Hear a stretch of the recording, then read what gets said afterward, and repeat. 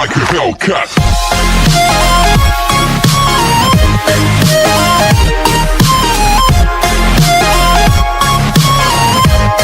Part 8 में हम देखते हैं कि वार्ड 21 के पेशेंट यानी गोंग जबुक के मुंह और नाक से बहुत ज़्यादा ब्लड निकल रहा था, जिसे देख सभी लोग हैरान हो जाते हैं। एंड पार्क ब्लड को देखकर हमेशा की तरह फिर अपना कंट्रोल खोने लग जाता है और फिर वो गोंग जबुक के ऊपर हमला करने के लिए जैसे अपना हाथ उठाने ही वाला था कि तभी यूरिता पार्क के इस अजीब बिहेवियर को नोटिस कर उसका हाथ पकड़ लेती है, जिससे पार्क होश में आता है। एंड देन हम देखते हैं कि पार्क तुरंत मिस हैरी को बुलाकर उनसे गोंग जबुक की ब्लड रिपोर्ट मांगता है, जिसको देते हुए मिस हैरी पार्क को बताती है कि गोंग जबुक की बॉडी में एक अनआइडेंटिफाई वायरस है, जिसके बारे में और जानने के लिए हमें गोंग जबुक का फुल बॉडी चेकअप करना होगा। जिससे सुन पार्क कहता है कि ठीक है, वो मैं कर लूँगा। कि तभी जिन्हीं वहाँ आकर पार्क को मना करते हुए कहता है कि आप तो हॉस्पिटल छोड़ने वाले हो ना, इसलिए गोंग जबुक का ध्यान अब ड्रग डेवलपमेंट टीम रखेगी। जिसके बाद यूरिता बाहर आकर पार्क से आर्ग्यूमेंट्स करने लग जाती है, क्योंकि उसे यकीन नहीं आ रहा था कि गोंग जबुक की यह हालत सिर्फ फीवर या फिर किसी वायरस से हुई है।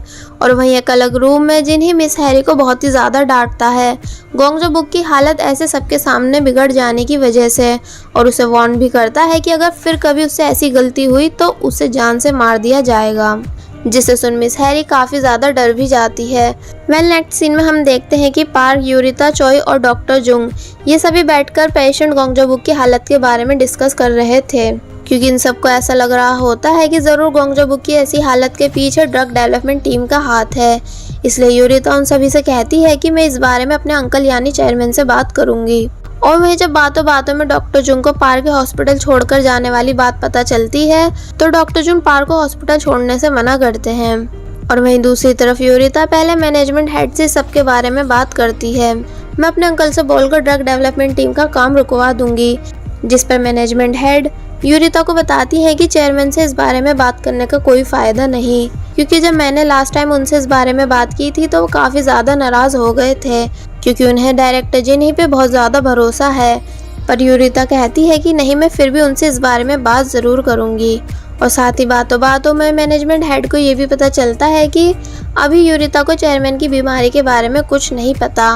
नेक्स्ट सीन में हम देखते हैं कि जब चेयरमैन को भी गोंग जबुक की हालत के बारे में पता चलता है तो वो जिन्हीं से मिलकर उसके ऊपर बहुत ही ज़्यादा गुस्सा करने लग जाते हैं और कहते हैं कि वार्ड 21 की ओपनिंग को अभी सही से एक वीक भी नहीं हुआ मगर वहाँ पेशेंट्स की ऐसी हालत हो गई, जिस पर जिन्हीं चेयरमैन से प्रॉमिस करता है कि अब आगे ऐसा कभी कुछ नहीं होगा। जिसके बाद जब चेयरमैन गुस्से में जिन्हीं के ऑफिस से जा ही रहे थे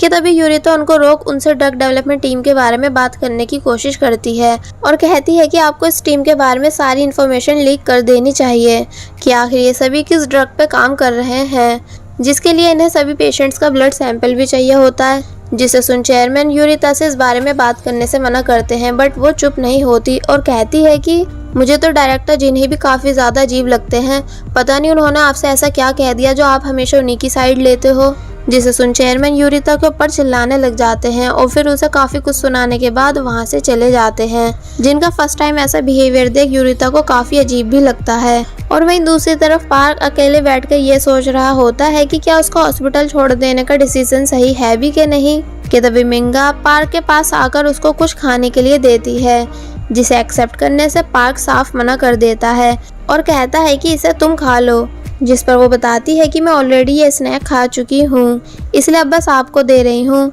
जिस पर पार्क पूछता है कि पर क्यों, मतलब कि तुम किस हक से मुझे ये दे रही हो।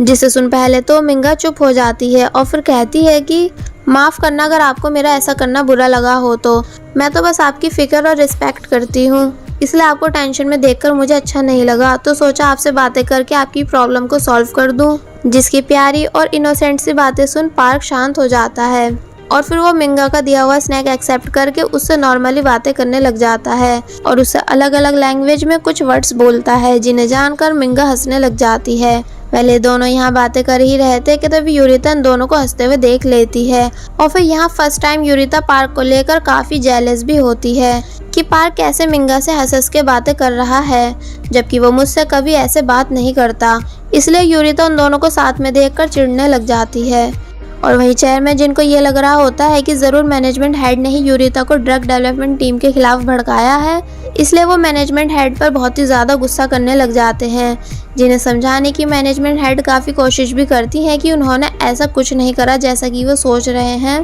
बट चेयरमैन उनकी एक नहीं सुनते और फिर गुस्से में वहाँ से चले जाते हैं, जिनके इस बिहेवियर से मैनेजमेंट हेड काफ़ी सैड हो जाती हैं। और वहीं दूसरी तरफ अचानक ही पार्क के पेशेंट की हालत बहुत ही ज़्यादा बिगड़ने लग जाती है, जिसे देख पार्क तुरंत वहां आकर अपने पेशेंट को चेक करता है। और फिर जब जैसे वो अपने पेशेंट का ट्रीटमेंट करने के बाद वहां से जा ही रहा था कि तभी उस पेशेंट की बेटी को रोता हुआ देख वो वहीं रुक जाता है और फिर उस बच्ची के पास आकर उसको चुप कराने लग जाता है, जहाँ वो बच्ची पार्क से कहती है कि मेरे डैड सिर्फ मेरी वजह से ये तकलीफ बर्दाश्त कर रहे हैं ताकि वो मेरे साथ कुछ दिन और रह सकें, इसलिए मुझसे उनकी ये हालत देखी नहीं जाती। इसलिए वो पार्क को हक करते हुए बहुत ही ज़्यादा रोने लग जाती है एंड पार्क उसे चुप कराने की कोशिश करता है। नेक्स्ट सीन में हमें एक नाजिया नाम की बच्ची को दिखाया जाता है, जो कि हॉस्पिटल के खाने को फेंक रही थी क्योंकि उसका ये मानना है कि वो मरना चाहती है, इसलिए उसे इस हॉस्पिटल से जाने दिया जाए। कि तभी वहाँ यूरिता आती है और पूछती है कि ये सब किसने किया, जिस पर नाजियन उससे चिढ़कर बोलती है कि क्या तुम देख नहीं सकती कि ये सब मैंने किया है, जिसका ये बैड बिहेवियर देखकर यूरिता उस बच्ची को खाना देने से साफ मना कर देती है। पर जब वो बाहर आती है तो उसे नर्सों की बातें सुनकर पता चलता है कि नाजियन के पेरेंट्स की डेथ हो चुकी है, जिस वजह से उसे चाइल्ड प्रोटेक्टिव सर्विस में भेज दिया गया था क्योंकि कोई भी रिलेटिव नाजियन को अपने साथ नहीं रखना चाहता था। और फिर कुछ टाइम बाद पता चला कि नाजियन को लीवर कैंसर है और साथ ही चाइल्ड प्रोटेक्टिव सर्विस के लोग बताते हैं कि नाजियन हमेशा मरने की ही बातें करती है क्योंकि उसे इस दुनिया में नहीं जीना। जिनकी ये सब बातें सुनने के बाद यूरिता के दिल में रहम आ जाता है, इसलिए वो मिंगा को बुलाकर उससे कहती है कि नाजियन को कुछ अच्छा खाने के लिए देना जो उसे पसंद हो, जिसके लिए मिंगा मान जाती है। अब क्योंकि सुबह यूरिता ने मिंगा को पार्क के साथ हंस हंस के बातें करते हुए देखा था, इसलिए वो मिंगा से पूछती है कि क्या तुम्हें पार्क कुछ अजीब नहीं लगता, क्योंकि मुझे तो लगता है, इसलिए मैं उससे बहुत कम ही बात करती हूँ। पता नहीं तुम्हें उस घमंडी से बातें करना क्यों पसंद है। और फिर बोलती है कि और हाँ, तुम अपने काम को लेकर सीरियस हो जाओ, क्योंकि ये सोचने की ज़रूरत नहीं है कि अगर तुम्हें डॉक्टर पार्क ने हायर किया है तो तुम आलकस दिखाओगी, मतलब कि तुम्हें हॉस्पिटल से निकाला भी जा सकता है। और फिर यूरिता वहाँ से चली जाती है, पर मिंगा को यूरिता का ये सब अजीब बिहेवियर बिल्कुल भी समझ नहीं आता। और वह नेक्स्ट सीन में जिन्ही मिस हैरी से पूछता है कि तुमने अभी वो सिरम नाजियन को तो नहीं दिया, जिस पर मिस हैरी बताती है कि नहीं और कहता है कि अभी उसे वो सिरम देना मत, बस उसका ख्याल रखो। जिस पर मिस हैरी पूछती है कि पर क्यों, तो जिन्ही उससे कहता है कि तुमसे जितना बोला है उतना काम करो और फिर वो वहाँ से चला जाता है। नेक्स्ट सीन में हम देखते हैं कि मैनेजमेंट हेड हॉस्पिटल के बाहर खड़े होकर बहुत ध्यान से एक ट्री को देख रही थी कि तभी जिन्ही उनके पास आकर उनसे कहता है कि लगता है कि आपको ये ट्री कुछ ज़्यादा ही पसंद है, जिस पर वो बोलती हैं कि हाँ और बताती हैं कि ये ट्री यहाँ तब लगाया गया था जब मैंने ये हॉस्पिटल ज्वाइन किया था और इस दिन के बाद से इस ट्री ने काफ़ी कठिनाइयाँ भी सही हैं। जैसे एक बार ट्रांसैक्शन के काम में ये ऑलमोस्ट जड़ से टूटने ही वाला था पर टूटा नहीं। फिर एक बार हॉस्पिटल में आग लग जाने की वजह से ये भी जलकर मरने ही वाला था पर मरा नहीं। और फिर सीरियस होकर कहती हैं कि ये ट्री मैं नहीं बल्कि टाइम इन हॉस्पिटल है, इसलिए मैं किसी को भी इसे मारने नहीं दूंगी जब तक कि मैं जिंदा हूँ। जिसे सुन जिन्हें भी उनकी बातों का मतलब समझ रहा था, पर वो उनसे कुछ नहीं कहता और फिर मैनेजमेंट हेड वहाँ से चली जाती है। एंड वही नेक्स्ट सीन में यूरिता पार्क को ऑपरेशन रूम के बाहर खड़ा देख उसके पीछे आकर उससे कहती है कि क्या तुम सच में हॉस्पिटल छोड़ के जा रहे हो, क्योंकि मुझे तुमसे कुछ पूछना था और तुम्हें कुछ बताना भी था। जिस पर पार्क यूरिता को पहले की तरह रूडली जवाब देते हुए कहता है कि पर मुझे तुम्हें ना ही कुछ बताना है और ना ही तुम्हारे मुंह से कुछ सुनना है, और साथ ही जब मैं इस हॉस्पिटल से चला जाऊंगा तो फिर मैं तुमसे कभी दोबारा मिलूंगा भी नहीं। जिसे सुन यूरिता बोलती है कि पर कल तुमने ही तो कहा था कि तुम्हें पूरे हॉस्पिटल में सिर्फ मुझ पर ट्रस्ट है, मतलब कि तुम मुझे अपना दोस्त मानते हो। जिस पर पार्क कहता है कि मेरी उन सब बातों का वो मतलब नहीं था जो तुम सोच रही हो, और फिर वो वहाँ से चला जाता है। और वहीं मिंगा यूरिता के कहने पर नाजियन को एक टेस्टी स्नैक ला के देती है, जिसे देख नाजियन उसे खुशी खुशी खाने लग जाती है। तो फिर अब नाजियन को खुश देखकर मिंगा भी खुश होने लग जाती है। नेक्स्ट सीन में हम देखते हैं कि चोई डॉक्टर जुंग के कहने पर उस इन्फेक्शन और वैम्पायर्स के ऊपर बहुत सीरियस होकर सर्च कर रही थी कि तभी एकदम ही यूरिता के वहां आने पर वो अपनी सभी फाइल्स छुपा देती है। जिसे ऐसा करते देख यूरिता उससे पूछती भी है कि तुम आखिर मुझसे क्या छुपाने की कोशिश कर रही हो, पर वो उसे कुछ नहीं बताती और बात को घुमाने के लिए उसको पार्क की बातें बताने लग जाती है कि पार्क मुझसे तुम्हारे पेरेंट्स के बारे में पूछ रहा था। जिसे सुन यूरिता को याद आता है कि लास्ट टाइम उसी ने नशे की हालत में पार्क को अपनी मॉम के बारे में बताया था, जिस वजह से यूरिता को काफी अफसोस भी होने लग जाता है कि उसे क्या जरूरत थी बहुत ज्यादा ड्रिंक करके पार्क को अपने पेरेंट्स के बारे में बताने की। और वहीं दूसरी तरफ पार्क घर पहुंचकर हाई इन को जिन्ही से की हुई सारी बातें बताता है जो उसने जिन्ही के घर जाकर उससे की थी। जिनको सुन हाई इन कहता है कि पर तुम्हें नहीं लगता कि जैसे जिन्ही हमसे कुछ छुपा रहा है, मतलब कि अगर उस ह्यूमन वाले इंजेक्शन को हमारी बॉडी में इंजेक्ट करने से बहुत तेज दर्द और फीवर आता है तो ये सब जिन्ही के साथ क्यों नहीं होता, मतलब कि वो तो हर रोज एकदम फिट दिखता है, इसलिए अब तुम जब भी उससे मिलो तो उससे इस बारे में ज़रूर पूछना। जिसके लिए पार्क मान जाता है। तो फिर हाई इन बात को बदलते हुए खुशी खुशी पार्क से पूछता है कि वैसे अब हम कोरिया छोड़ने के बाद कहाँ जाएंगे, ज़रूर हमें किसी ऐसी जगह जाना चाहिए जहाँ बहुत सारी सुंदर लड़कियाँ हों। मगर पार्क उसे बताता है कि अभी हम कोरिया छोड़कर नहीं जा रहे हैं। जिसे सुन हाई इन पूछता है कि पर क्यों, तो वो उसे इसका रीज़न नहीं बताता और बल्कि कुछ सोचने लग जाता है। नेक्स्ट सीन में हम देखते हैं कि जिन्ही एक लेडी से बातें कर रहा था, मगर यहाँ अभी फिलहाल हमें उस लेडी का फेस नहीं दिखाया जाता। जहाँ जिन्ही उस लेडी को बताता है कि पार्क एक इकलौता प्योर इन्फेक्टेड वैम्पायर है, क्योंकि उसके पेरेंट्स इन्फेक्टेड थे, जिस वजह से वो भी इन्फेक्टेड ही पैदा हुआ। और मैंने इन 40 सालों में कई बार इन्फेक्टेड लोगों को रिप्रोड्यूस कराने की कोशिश की है, पर मैं हर बार फेल रहा। बट सिर्फ पार्क ही हेल्दी पैदा हुआ था। इसका मतलब कि पार्क इस वीबीटी वायरस का म्यूटेंट यानी तोड़ है और इसी यूनिक म्यूटेंट की वजह से उसके पास बेस्ट फिजिकल पावर्स भी हैं और यही वजह है कि वो उस दिन हमारे इंजेक्शन से मर नहीं पाया था। और वहीं दूसरी तरफ हमें यूरिता को दिखाया जाता है, जिसकी नज़र जब जैसी वैम्पायर बुक पे पड़ती है तो उसको देख यूरिता को पार्क का वो सब चेंज बिहेवियर याद आने लग जाता है जो कि आज उसने हॉस्पिटल में देखा था।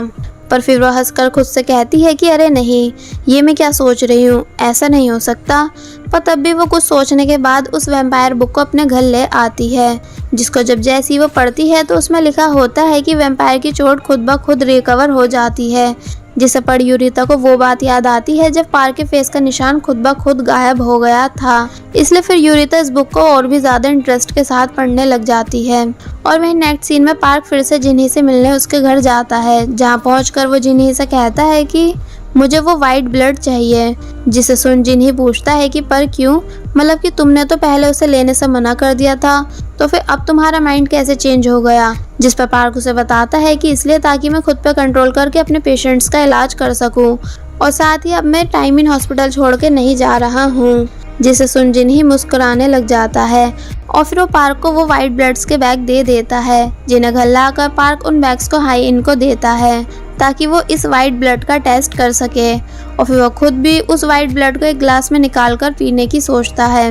नेक्स्ट डे हम देखते हैं कि हाई इन पार्क को बताता है कि मुझे कुछ डॉक्यूमेंट्स मिले हैं जो कि वैम्पायर से रिलेटेड हैं और ये डॉक्यूमेंट्स मुझे हॉस्पिटल के किसी रिसर्च लैब की पर्सनल आईडी से मिले हैं। जिसके बाद हमें दिखाया जाता है कि हाई इन जिन डॉक्यूमेंट्स की बात कर रहा है वो वही डॉक्यूमेंट्स हैं जिस पर लास्ट टाइम चॉय रिसर्च कर रही थी। आगे बढ़ने से पहले मेरी आप सभी से रिक्वेस्ट है कि अगर आप सभी ने अभी तक हमारे इस सेकंड चैनल यानी बेबी एक्सप्लेन 2 को सब्सक्राइब नहीं किया है तो आप सभी प्लीज़ पहले हमारे इस सेकंड चैनल को भी सब्सक्राइब कर दीजिए ताकि किसी भी पार्ट की वीडियो आप मिस नहीं कर पाएँ। और साथ ही अगर वीडियो अच्छी लग रही है तो लाइक एंड कमेंट भी कर दीजिएगा। नेक्स्ट सीन में हम देखते हैं कि जब डॉक्टर जुंग पेशेंट गोंगजो बुक को देखने जाते हैं बट सिक्योरिटी गार्ड्स उन्हें अंदर नहीं जाने देते और कहते हैं कि पेशेंट गोंगजो बुक से सिर्फ आईटी डिपार्टमेंट के चीफ और ड्रग डेवलपमेंट टीम का स्टाफ ही मिल सकता है। तो ये सुन वो और परेशान हो जाते हैं। और वहीं दूसरी तरफ पार्क जब डॉक्टर जुंग से मिलने उनके ऑफिस आता है तो वहाँ चॉय अपनी वैम्पायर रिसर्च पे काम कर रही थी, जिसे पार्क भी देख लेता है। इसलिए वो चॉय को कॉफी मंगाने के बहाने उसको बाहर भेजकर उसके उन सभी डॉक्यूमेंट्स को चेक करने लग जाता है जो कि वैम्पायर रिसर्च के ऊपर थे। जिसे देख वो काफी हैरान भी होता है और चोई के वापस आने पर उससे इसका रीजन भी पूछता है, जिस पर वो पार्क को बताती है कि ये डॉक्टर जुंग की न्यू रिसर्च है। तो ये सुन पार्क काफी कंफ्यूज हो जाता है कि आखिर डॉक्टर जुंग वैम्पायर्स के बारे में जानने की कोशिश क्यों कर रहे हैं। और वहीं दूसरी तरफ मिस हैरी जिन ही को बताती है कि अब पेशेंट गोंगजो बुक की ब्लीडिंग रोकना बहुत मुश्किल हो रहा है और साथ ही डॉक्टर जुंग भी हमारे ऊपर नजर रखने लगे हैं, इसलिए अब हमें पेशेंट गोंगजो बुक से भी छुटकारा पा लेना चाहिए। और वहीं पार्क जो कि अपने ऑफिस में बैठा हुआ वैम्पायर्स के डॉक्यूमेंट्स के बारे में सोच ही रहा था कि तभी उसको ऑपरेशन करने के लिए बुलाया जाता है, जिसके बाद जब ये बात जिन्हीं को पता चलती है कि पार्क आज ऑपरेशन करने वाला है तो ये सुन वो काफी खुश हो जाता है और खुशी खुशी उसके ऑपरेशन को देखने भी आता है, क्योंकि उसको ये लग रहा था कि जरूर पार्क ने उसका दिया हुआ ब्लड पी लिया है, इसलिए तभी वो ऑपरेशन करने के लिए रेडी हुआ। पर जब सभी पार्क का इंतजार कर ही रहे थे कि तभी वहाँ पार्क के बदले यूरिता आती है, जो कि जिन्हीं को बताती है कि डॉक्टर पार्क की तबीयत अचानक ही बिगड़ जाने की वजह से उन्होंने अपने बदले मुझे ऑपरेशन करने के लिए भेजा है। जिसे सुन जिन्हीं का मुंह बन जाता है, क्योंकि जैसा उसने सोचा था वैसा कुछ नहीं हुआ। इसलिए वो पार्क के पास आकर उससे कहता है कि शायद तुमने मेरा दिया हुआ ब्लड पिया नहीं, कोई बात नहीं, मैं तुम्हें इस चीज़ के लिए फोर्स नहीं करूँगा, पर हमेशा एक बात अच्छे से याद रखना कि सिर्फ मैं ही तुम्हारे सपोर्ट में हूँ। और फिर वो वहाँ से चला जाता है। नेक्स्ट सीन में हम रात होने पर मैनेजमेंट हेड को देखते हैं, जो कि दोपहर के टाइम अपनी दोस्त यानी किम के साथ की हुई मीटिंग को याद कर रही थी, जहां हमें दिखाया जाता है कि उन्होंने अपनी फ्रेंड एडिटर किम को वॉर 21 में हुए गोंगजो बुक वाले एक्सीडेंट को सीक्रेटली लीक करने के लिए कहा है, जिसे पब्लिश होने में अभी 2 दिन का टाइम लगेगा। और वहीं दूसरी तरफ जब पेशेंट गोंगजो बुक होश में आता है तो वो मिस हैरी से कुछ अच्छा खाने के लिए मांगता है, क्योंकि उसे बहुत तेज भूख लग रही थी, जिस पर मिस हैरी गोंगजो बुक को एक इंजेक्शन लगाते हुए उससे कहती हैं कि क्या आप बाहर जाकर कुछ टेस्टी खाना पसंद करोगे, जिसे सुन गोंगजो बुक खुश होने लग जाता है। और वहीं दूसरी तरफ यूरिता पार्क को रोक उससे कहती है कि कल तुम्हारा इस हॉस्पिटल में लास्ट डे है ना, इसलिए मैं तुम्हें आज ही फेयरवेल पार्टी देना चाहती हूँ, क्योंकि कल मेरे पास टाइम नहीं होगा। और फिर वो पार्क को अपने साथ ले जाकर उसको जूस और कुछ स्नैक्स खाने के लिए देती है, जहाँ वो पार्क से उसकी बीमारी के बारे में भी पूछती है, बट पार्क उसको कुछ नहीं बताता। तो वो पार्क से कहती है कि मैंने तुम्हें उस दिन फॉरेस्ट वाले लड़के के बारे में बताया था ना, जिसने मेरी जान बचाई, तो वो कोई सपना नहीं बल्कि हकीकत थी, पर सबको ऐसा लगता है कि वो सिर्फ मेरी इमेजिनेशन है। और फिर यहाँ यूरिता उसी बात को बहुत बड़ा चढ़ा के बताने लग जाती है। वैसे वो उस टाइम टोटल 50 भेड़िए होंगे जो कि मुझे मारने के लिए आए थे, जिस पर पार्क बोलता है कि 50 नहीं बल्कि 10 होंगे। तो ये सुन यूरिता पार्क से चुप रहने के लिए बोलती है और फिर कहती है कि तभी वो फॉरेस्ट वाला लड़का 30 मीटर की छलांग लगाकर मुझे बचाने आया, जिसे सुन पार्क उसे फिर से बीच में रोक कहता है कि 30 नहीं 5 मीटर, जिस पर वो बोलती है कि क्या तुम थे वहाँ जो तुम्हें पता होगा, इसलिए मुझे पूरी बात बताने दो और बार बार बीच में रोको मत। और फिर स्टोरी को कंटिन्यू करते हुए कहती है कि वैसा वो लड़का बिल्कुल वैम्पायर की तरह दिख रहा था, क्योंकि उसके लंबे लंबे नाखून थे। और फिर जब उसने मुझे उन सभी भेड़ियों से बचा लिया तो उसने मेरी तरफ देखते हुए मुझसे कहा कि मैं बहुत सुंदर हूँ, और फिर उसने मुझे किस भी की, जिसे सुन पार्क के मुंह से जूस बाहर आ जाता है, क्योंकि ऐसा कुछ हुआ ही नहीं था जो कि यूरिता बता रही है। इसलिए वो कहता है कि किस की उसने तुम्हें? तो वो बोलती है कि हाँ, भला मैं झूठ क्यों बोलूँगी,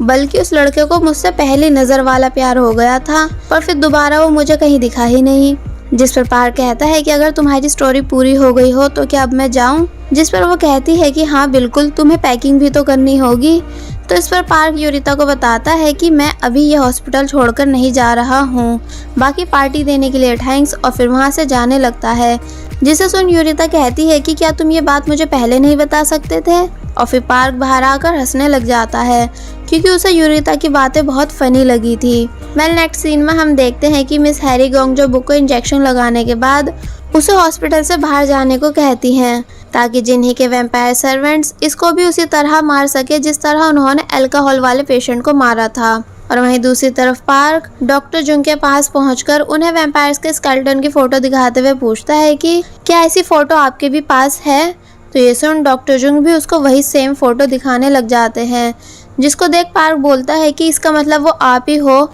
जिन्होंने सिक्योर डाटाबेस में फोटोज अपलोड की थी और फिर बाद में उन्हें डिलीट भी कर दिया। जिसकी ये बातें सुन डॉक्टर जुन कंफ्यूज होने लग जाते हैं और कहते हैं कि मैंने ऐसा कुछ नहीं किया, बल्कि मैं सिर्फ इन फोटोज पे रिसर्च कर रहा हूँ। बाकी मुझे सिक्योर डाटाबेस और उनको डिलीट करने के बारे में कुछ नहीं पता। तो ये सुन पार्क डॉक्टर जुन को शक की निगाहों से घूरने लग जाता है। और वहीं यूरिता जो कि हॉस्पिटल से वापस घर जा रही थी कि तभी उसकी नज़र गोंगजो बुक पे पड़ती है, जिसे देख वो उसे वापस हॉस्पिटल में जाने को कहती है। बट अब क्योंकि इंजेक्शन की वजह से गोंगजो बुक बिल्कुल भी होश में नहीं था, इसलिए वो यूरिता को धक्का दे देता है। तो फिर यूरिता पार्क को कॉल करने लग जाती है। बट अब क्योंकि वो डॉक्टर जुंग से बात कर रहा था, इसलिए वो यूरिता की कॉल को कट कर देता है। पर तब भी बार बार यूरिता की कॉल्स आने पर वो डॉक्टर जुंग के कहने पर फाइनली यूरिता की कॉल को उठा लेता है और फिर तुरंत हॉस्पिटल से बाहर की तरफ भागता है। और वहीं हॉस्पिटल के बाहर जिन्ही का वैम्पायर सर्वेंट भी आ चुका था, जो कि गोंगजो बुक को देख उसे उठाकर ट्रक के आगे फेंक देता है, जैसे उसने अल्कोहल वाले पेशेंट को फेंका था। पर तभी उसी टाइम पार्क वहां आकर गोंगजो बुक को बचा लेता है, पर इस चक्कर में उसका खुद का ट्रक से एक्सीडेंट हो जाता है और वो जमीन पे जा गिरता है, जिसको गिरते हुए यूरिता ने भी देख लिया था। पर अब इससे पहले कि वो पार्क को उठाने उसके पास जाती कि तभी पार्क खुद से उठकर खड़ा हो जाता है और फिर वो यहाँ अपनी वैम्पायर फॉर्म में भी आ चुका था, जिसे देख यूरिता बहुत ही ज़्यादा हैरान हो जाती है, क्योंकि उसे अपनी आंखों पर यकीन ही नहीं आ रहा था कि पार्क एक वैम्पायर है। और बस फिर इसी के साथ पार्ट 8 यहीं पर एंड हो जाता है।